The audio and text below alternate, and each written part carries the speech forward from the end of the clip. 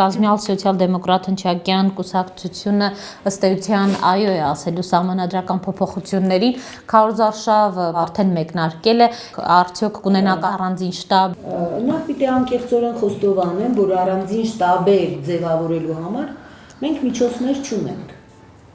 Հետևաբար մենք այդ ճանապարհով չենք գնա։ Մենք այո ենք ասել եւ մեր բոլոր համակիրները այդ մասին տեղյակ են։ Նաեւ մենք ունենք 4-5 մասնաճյուղ,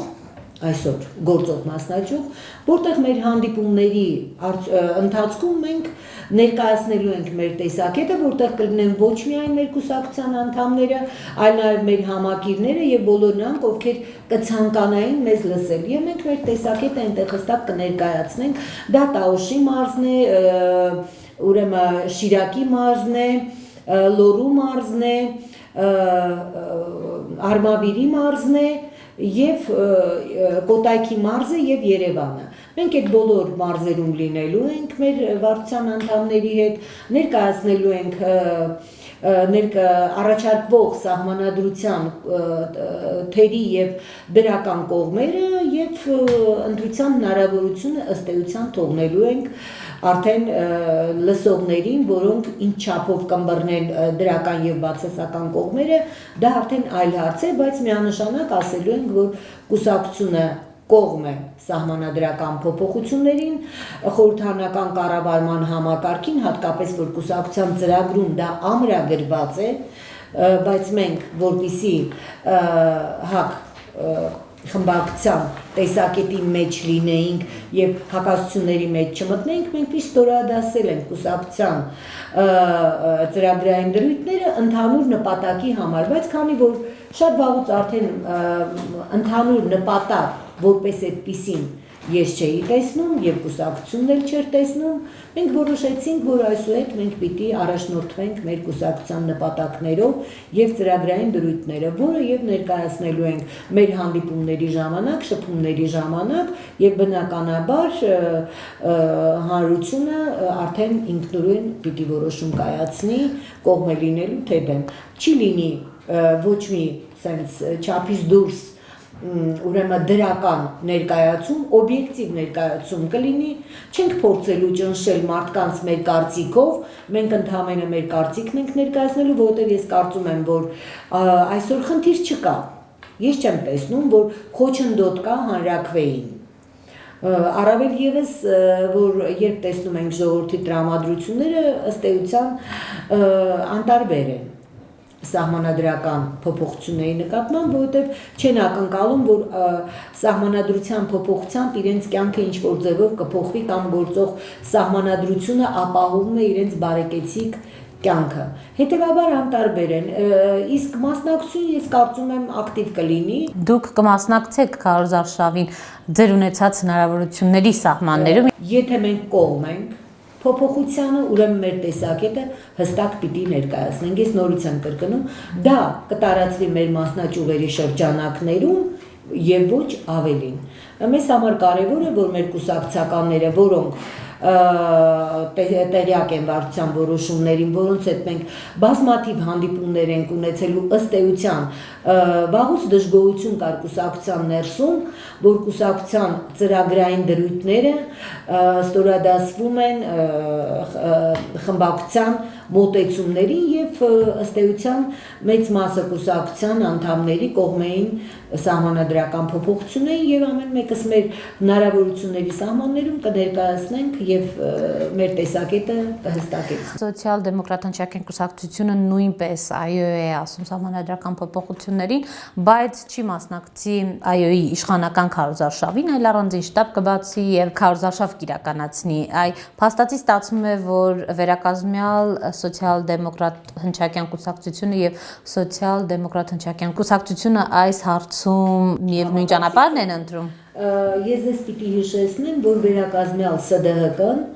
ըստ էության վերցրել է ՍԴՀԿ եւ ծրագիրը եւ կանոնադրությունը հիմնականում, այսինքն մեր մոտեցումների մեջ կտրուկ տարբերություն չի կարող լինել։ Բայց այոյի մոտեցումը առաջինը մենք ենք ներկայացրել, ինչպես նաեւ առաջինը մենք ենք կողմ եղել Եվրասիական տնտեսական միության անդամակցությանը, որից հետո ՍԴՀԿ-ն ըստ էության այդ ճանապարհով գնացել է, ես նորմալ եմ համարում, ՍԴՀԿ-ն եթե ունի միջոցներ կարող է իր առանձին շտաբները բացել, բայց ես չեմ կարծում, որ նրանց աշխատանքը շատ ավելի արդյունավետ է լինելու, քան մերը, որովհետև մենք մոտ 4-5 գրասենյակ ունենք, ես կարծում եմ իրենք այդքան էլ չունեն, մենք այդ գրասենյակները կօգտագործենք որպես քարոզչության գրասենյակներ, ես ուրախ եմ, որ իրենք էլ են այդ կարծիքին, որովհետև մեր ծրագրերը ըստ էության չեն տարբերվում։ Տիկին Սարգսյան, երեք Նոր Հայաստան հանրային փրկության ճակատ ծրագրային դրույթներով հանդես եկավ, ըստ էության Հայ ազգային կոնգրեսը եւ Հայաստանի ժողովրդական կուսակցությունն էլ շտաբ են ձևավորել եւ ինչ է կարծում, որքանով արդյունավետ կլինի նրանց պայքարը եւ դուք նշեցիք հանրությունը կարծեք թե пассив է այս հանրակրվեի նկատմամբ, ինչ է կարծում հանրային մոբիլիզացիա կհաջողվի։ Նախ ասեմ, որ Նոր Հայաստան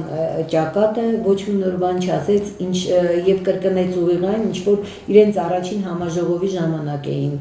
ներկայացրել, ես չտեսա այդտեղ ծրագիր, ինչ վերաբերվում է ոչի ճակատի եւ Նոր Հայաստան ճակատի համատեղ գործողություններին, ես միայն ուրախ եմ։ Ես կարծում եմ, որ Հայաստանին անհրաժեշտ է ուժեղ ընդդիմություն եւ ինչքան ընդդիմությունը ուժեղանա, այնքան հակակշիռները ավելի հզոր կլինեն։ Ես մեծ հույսեր չեմ կապում, անկեղծ եմ ասում, ես կարծում եմ իրենք էլ շատ մեծ հույսեր չեն կապում, որովհետև ինչպես տեսնում եք, առաջի դեմքերով չեն ներկայանում։ Իսկ եթե առաջի դեմքերով չեն ներկայանում, հանրային մեծ մոբիլիզացիա ակնկալելը միամտություն կլինի։ Ես հաջողություն եմ մաղթում իրենց, հույս ունենալով, որ համարժեք կլինեն ԱՅՈ-ի ճակատին եւ հանրությունը թող որոշի ինչ ակնկալիք ունի հանրակրվեից, ԱՅՈ է ասում թե ոչ։ Եթե չունենք խորհրդարանական ընտրություններ, նախագահական ընտրություններ, հանրային մոբիլիզացիայի հնարավորությունը զրոյանում է։ Չի զրոյանում, բայց ես չեմ տեսնում այն բավարար ռեսուրսները, որը կարող է բերել բեկումային փոփոխության, առավել եւս իշխանափոխության։ Տեսեք, ես դեռ անցյալ տարի գարնանը ձեզ այդ հանդիպման ժամանակ, երբ դուք ինձ հարցրեցիք, հիմա դուք էլ չեք պահանջում Սերժ Սարգսյանի հրաժարականը, ես պատասխանեցի, ասենք թե պահանջում եմ, հետո ինչ։ Ես չեմ կարծում, որ մենք ապրում ենք այն իրավիճակում, երբ մենք մեր խոսքերը հենց այնպես պիտի մսխենք եւ ասենք այն ինչ որ չենք կարող անել։ Ժողովրդին դիմել կոչերով, որոնք հետո չեն արդարացվելու, չէ՞ որ դրա արդյունքում նոր հիասթափության ալիք է բարձրանում։ Ես ռեալ պոլիտիկի դիրքերից եմ խոսում եմ այն ինչ որ կարող եմ անել եւ երբեք չեմ ասում այն ինչ որ անհնար եմ համարում։ Դրալ դեպքում ես այդ հնարավորությունը չեմ տեսնում, բայց ես չեմ բացառում, որ վերջի վերջո ելնելով տարածաշրջանում տեղի ունեցող զարգացումների արդյունքում եւ մեր ներքին խնդիրների չհաղթահարման դեպքում հնարավոր է որ հանրային ամբոստության ինչ որ հնարավորություն առաջանա, բայց այս պահին դեռ չեմ տեսնում ցավոք սրտի։ Ամենակնարվող թեման Արա Աբրահամյանի կուսակցություն բացելու եւ խորհրդարանական ընտրություններին մասնակցելու հայտնի այդ ձեր կարծիքը ըստ էության ստացվում է Ռուսաստանն էլ ավելի շատ է միջամտում մեր ներքաղաքական խնդիրներին։ Գիտեք, ինձ զարմացնում է, որ դուք կարծում եք Ռուսաստանը այդքան կարևորում է մեր ներքաղաքական խնդիրները։ Ռուսաստանը միշտ էլ լծակներ ունեցել է Հայաստանում եւ այդ լծակը հիմնականում իշխանությունն է։ Նա կարիք չունի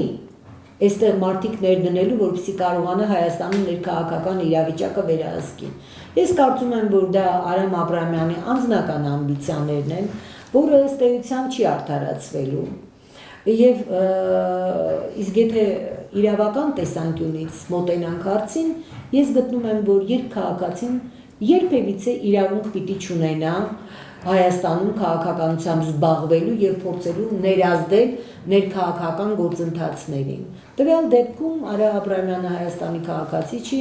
առավել եւս նա վերջին 5 տարիներին չի ապրում Հայաստանում, թե ինչ հույսերով է ստեղծում կուսակցություն եւ ում է ուզում ներգրավել իր ցուցակի առաջի տեղում ինձ համար դա անհայտ է, բայց հավանաբար ինչ որ ակնկալիքներ մարդիկ կապում են Արա Աբրամյանի ստեղծվելիք կուսակցության մասին, բայց ես թերահավատ եմ, որ այդ կուսակցությունը ստեղծվելու է։ Նախ Հայաստանում չկան այդքան մարդկային ռեսուրսներ։ Հայաստանում մի քաղաքացին առնվազն 2-3 կուսակցության անդամ է եղել։ Այսօր չկան ազատ քաղաքացիներ, որոնք այդպես massայաբար անդամագրվեն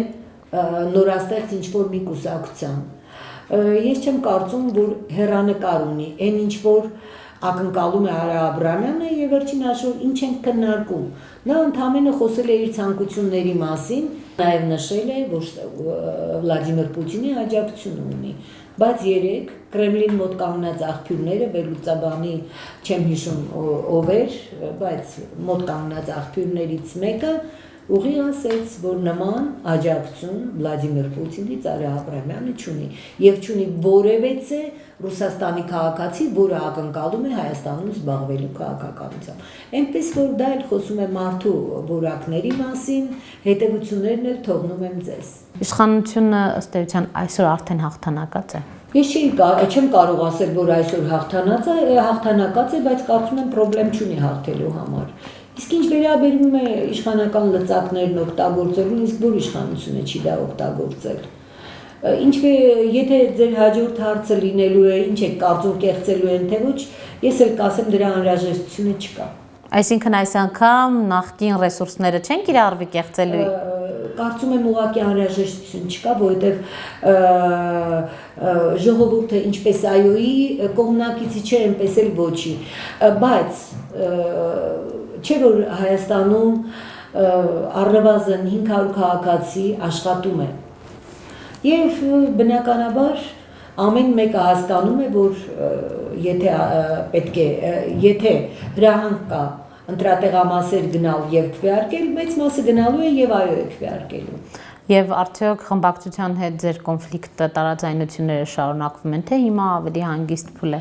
Ուրեմն տարաձայնություններ չկան, որովհետեւ չկա շփում։